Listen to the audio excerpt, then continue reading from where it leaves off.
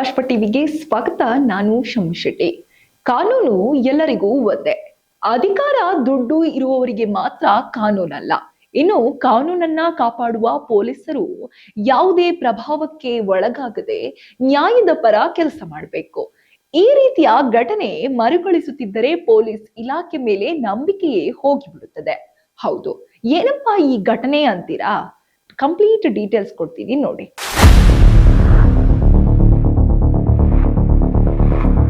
ಚಿಕ್ಕಬಳ್ಳಾಪುರ ಜಿಲ್ಲೆಯಲ್ಲಿ ಶಿಡ್ಲಘಟ್ಟ ಪೌರಯುಕ್ತಿಗೆ ಕಾಯಿ ಮುಖಂಡ ರಾಜೀವ್ ಗೌಡ ಧಮಕಿ ಹಾಕಿದ ಪ್ರಕರಣ ಇದೀಗ ದೊಡ್ಡ ಚರ್ಚೆಗೆ ಕಾರಣವಾಗಿದೆ.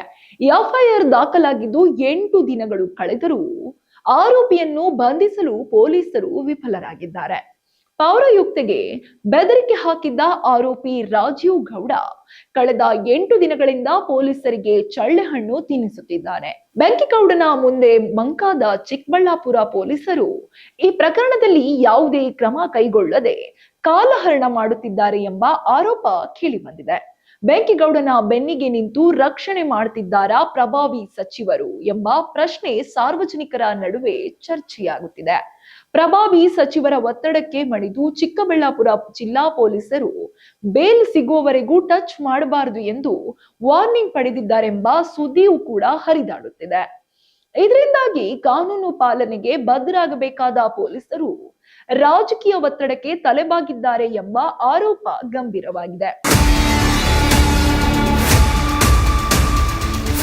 ನಾಮಕಾವಸ್ಥೆಗೆ 50 ಜನರ 3 ತಂಡಗಳ ಕಾಕಿ ಟೀಮ್ಗಳನ್ನು ರಚಿಸಲಾಗಿದೆ.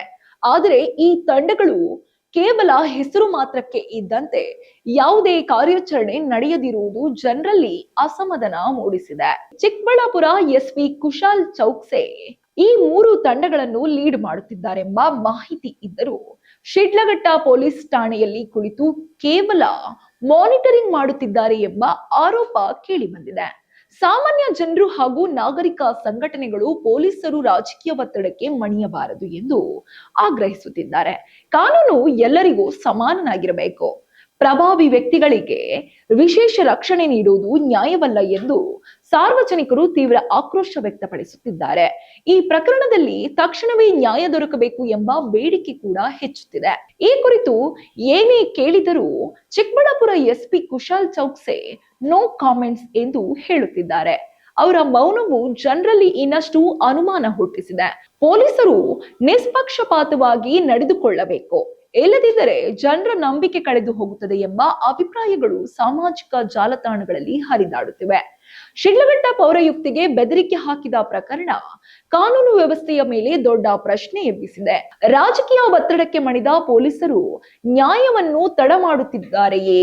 ಈ ಪ್ರಕರಣದ ಅಂತಿಮ ತೀರ್ಪು ಚಿಕ್ಕಬಳ್ಳಾಪುರದಲ್ಲಿ ಕಾನೂನು ವ್ಯವಸ್ಥೆ ಎಷ್ಟು ಬಲಿಷ್ಠವಾಗಿದೆ ಎಂಬುದನ್ನ ತೋರಿಸಲಿದೆ. ಒಟ್ಟಾರೆ ಈ ಪ್ರಕರಣದ ಹಂತ ಯಾವ ಮಟ್ಟಕ್ಕೆ ತಲುಪುತ್ತೆ ಎಂದು ನಾವು ಕೂಡ ಕಾದು ನೋಡಬೇಕಾಗಿದೆ.